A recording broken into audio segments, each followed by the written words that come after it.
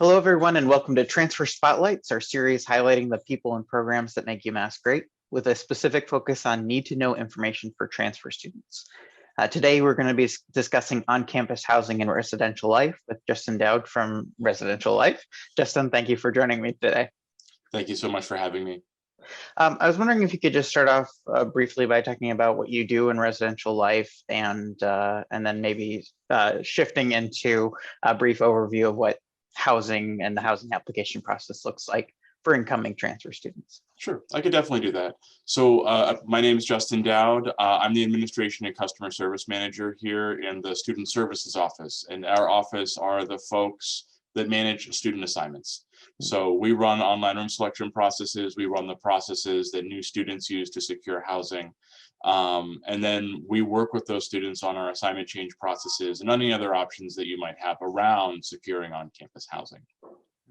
Now, for transfer students, we do have a number of options that are available for them to secure. So a really important thing to just kind of name is that right up front, any of our available spaces on campus are available to transfer students in our process. The trick is that we have also already run processes for our current students. So what we're really talking about with some of that availability is the spaces that have not been selected by other students. Now, there are a couple of exceptions to that. For this coming fall, we are currently holding all of McNamara Hall in Sylvan, as well as a portion of John Quincy Adams Hall in the Southwest residential area, specifically for transfer students. And so if that's something that students are interested in, that's something that they'll be able to request and apply for over the summer when they're looking to secure housing. Now, the way that students secure housing is by submitting what's called a preference application. And what the preference application is basically a tool that students can use to rank order the different areas of campus based on their preference. And after they've rank ordered those options, if they have a roommate request in mind, they can add that to the preference application. If not, they can also leave it blank. It's worth naming that probably only about 40% of our students that are actually coming on campus have a specific person in mind. So it's totally okay to not have someone in mind. But if you do, you can add them to that preference application. The application itself this year is going to be available starting in June and will be available through about the middle of July. You can find all of our timelines on our website. Cool. That answers a ton of my questions, and I think a lot of the questions that our students have. Yeah. I think kind of going off of that, because you kind of started talking about roommates and roommate selection. I think a lot of students, especially if they're coming from, the other half of Massachusetts or, further out, other states, what does that roommate selection process look like if they don't have someone in mind? So, I think there's a worry, oh, am I going to be put with someone who's coming right out of high school? Is it, someone who's in my peer group? Like, what does that look like? What does the roommate process look like? Yeah, I could talk about that. And it also means that I can talk a little bit about the makeup of our campus too. So our campus is really kind of split into two different types of housing options. We offer first-year student housing, which is specifically for those students that you mentioned, straight out of high school. They've just graduated. This is the first time that they're attending college ever, anywhere. Those students are assigned to first-year residence halls. All of the other students that are living on campus are assigned to multi-year residence halls. Now, it's possible that we may have a handful of freshman students that are assigned to those spaces, but the vast majority of those students that you're going to be living around will be sophomores, juniors, and seniors. And especially if your priority is to live in one of those transfer communities and you're assigned to one of those transfer communities, then you will be living with other transfer students because those are the only students eligible to live in those two buildings. Well, only students that are eligible to live in McNamara and the half of John Quincy Adams that's being held for transfer students. Now, there are a few different ways that I would suggest looking for roommates if that's something that you want to do. I really want to stress again, it's totally okay if you don't want to, or if you don't find somebody, we will definitely still be assigning students. Most of the rooms on our campus are double rooms. And if someone doesn't have a specific roommate request, then what we will do is we will assign them with someone based on their other requests, so other students, what they're asking for. And there's also a thing called the housing profile, which will, it's not a deep, intensive look at a student's information, but what it will do is it will look at that to make decisions around who might be better fits living together. On top of that, we do offer a number of assignment change processes after we open the halls. But for finding roommates, there's two specific things that I would suggest. The first is that in Spire, there is a tool called Roommate Search. And that will be available during the exact timeline that the preference application is available for students to submit. And basically, we call it eHarmony for finding your perfect roommate. You are going to create your own perfect profile, what you like, all the things that you care about, the things that are important to you. On top of that, there's also going to be some kind of open answer questions. There's a big algorithm that's smarter than I am that kind of makes these connections. Those open answers aren't covered by that algorithm, but what it will do is if there's something that's really important about yourself that you feel you need to share with a potential roommate, that's a really good place to include that. After you've created your own profile, you'll kind of create your profile for your perfect roommate. And then after you've completed that, when you hit the submit button, it will produce a list of names to you that kind of meet that criteria. It will also give you some contact information, either phone number, email, ways to get in touch using social media, so that you can reach out, maybe have a conversation, and see if the two of you would be a good fit. Now, there's no requirement for you to request any of the folks that come up on this list. So if you reach out to those folks and you don't feel like they're going to be a good fit, that's totally okay. But on the flip side, if you do find someone that you feel like is a really good fit, the important thing for the two of you to know is that when you both submit your preference application, make sure that your areas of preference are ordered the same, they're rank ordered in the same order, and that you have each requested each other on the preference application. The other way that I would say that I think a lot of students are finding, and honestly more students are finding roommates, is through our class of pages. So various social media outlets have UMass class of pages. If you go to those pages, you may find other students. Now, what I will want to stress is that it is a little bit trickier to be assigned with another student that's not a transfer student. Just because of the vacant spaces that are available, what options are out there. A transfer student can absolutely add a current student as their preferred roommate on the preference application. But in order for us to be able to make that work, that person would need to have a vacancy in their room when we're assigning transfer students. Right. Now, it's not as likely to happen, but we will keep that in mind. And if it's possible for us to at least assign them close, we would think about that as well. Right. So yeah, that all helps. You know, one of the things I love about this video series is we're helping students who are interested in UMass, and we're helping me because I learn more every single time about all the wonderful things and ways to help students. So appreciate that. Yeah.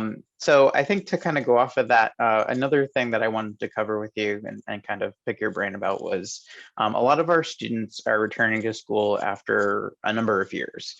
So they're non-traditionally aged or maybe never have had an on-campus residential or even off-campus residential situation.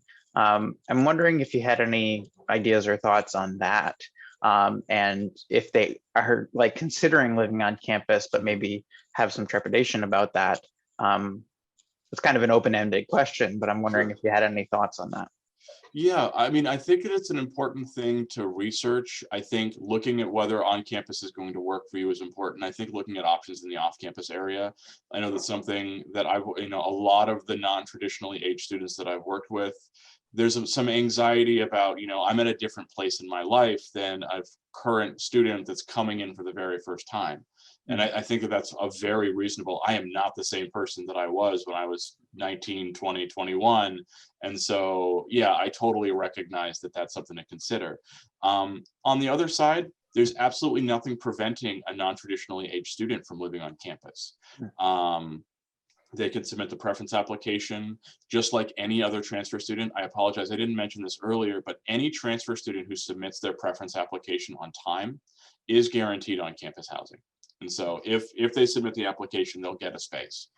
And so that's something that's worth noting. I mean, honestly, I think that looking at the cost of housing is an important factor to deciding whether on campus or off campus would be a good fit.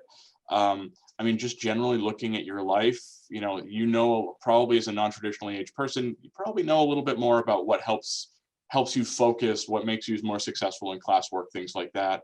But on the same level, being on campus, you're so close to so many resources. Now, one thing that I would mention is that I know a lot of the non-traditionally aged students that I speak with are specifically looking for private rooms. So they want to be in a room alone. That's absolutely something that you can ask for on your preference application. I will be realistic, they are the most highly demanded spaces that we have on campus across the board. And so if you are looking for a private room as a non-traditionally aged student, I would really be suggesting that you look at those two places where there's specifically spaces held aside, McNamara and Sylvan, and JQA, John Quincy Adams in Southwest. And the reason for that realistically is that because we've run our processes already for current students, many of the singles in other areas of campus and other buildings on campus have already been filled. Right. And so I would say, first, think about what you're looking for, think about, what it is that you're kind of hoping to gain out of that. I think the other thing, and it's something that I would suggest to a non-trad student or a traditional student, is figure out what resources or what connections that you want to make on campus. What are the things that you're really interested in? What are the on-campus organizations? What are the clubs that are available? If you're really into sports, you want to be part of a softball team, part of a pickup soccer team. If you are really into board games or comic books or science fiction, and you want to maybe look into some of those things, there's clubs for everything on this campus. And so I would really encourage you to make some of those connections as well, because I think that's a big part of the anxiety from my conversations around coming to campus, especially as a new student or someone that's maybe never lived on campus. People have this anxiety around, I'm going to come into this community that's really fully formed, and I'm not going to have a way into that. And really, there's a lot of doors that are ready to be opened. You just have to find that thing that's interesting or that you're interested in and kind of reach out for it.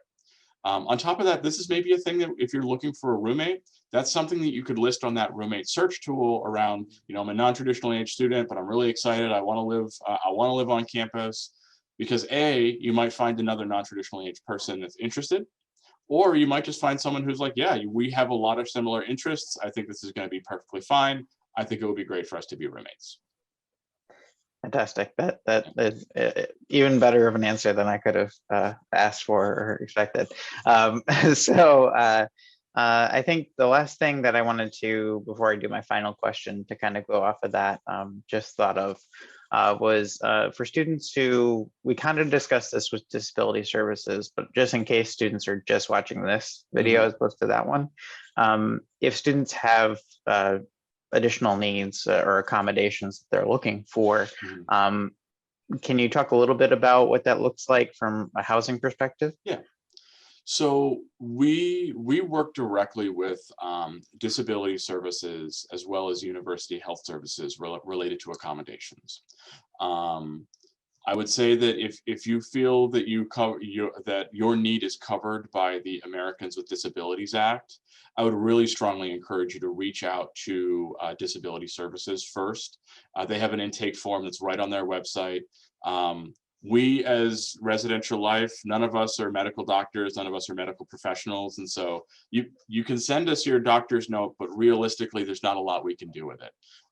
If you're registered with disability services, one thing I just want to stress, not every accommodation that is supported by disability services is related to housing.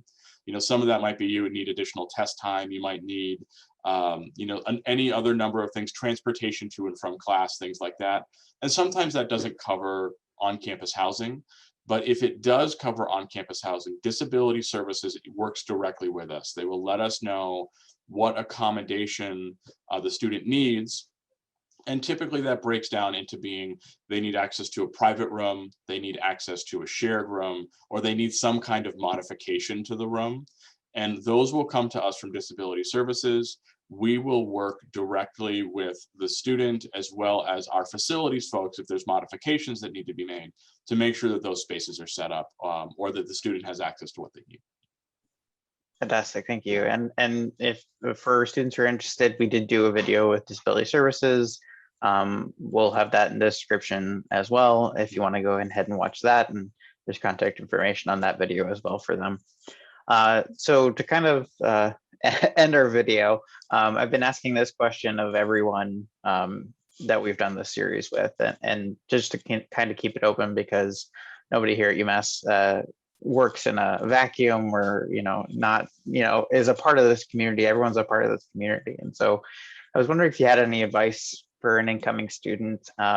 It could be housing related, but it could be not. It could be, here's my favorite dining hall or something like that. I was wondering if you had just a little tidbit, something that you could share.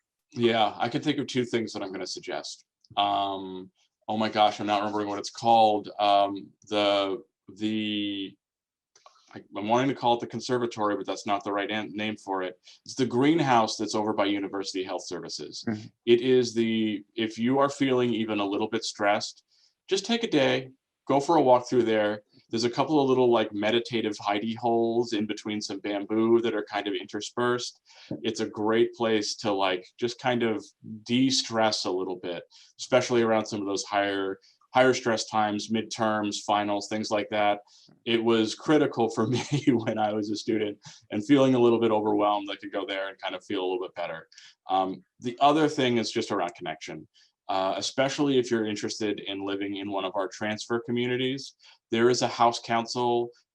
There are student government associations. I would really suggest that transfer students get involved in that stuff. I would say that in my experience, a lot of the students that tend to be really actively involved in either student government or residence hall councils or any of those pieces tend to be students that have been continuously here, always been here, they've never been elsewhere, which can sometimes mean that the transfer student voice can be a little bit less heard. And so I would really encourage those students to try to get engaged, to try to make sure that their voices are heard, because I do think that it will help their experience and other transfer students' experience down the road. Thank you so much. I think that's really great advice. Justin, thank you so much. This was really helpful. We'll include some contact and for housing and for some other fun links in the description. But otherwise, again, thank you so much, Justin, and for joining us today. Awesome. Thank you so much.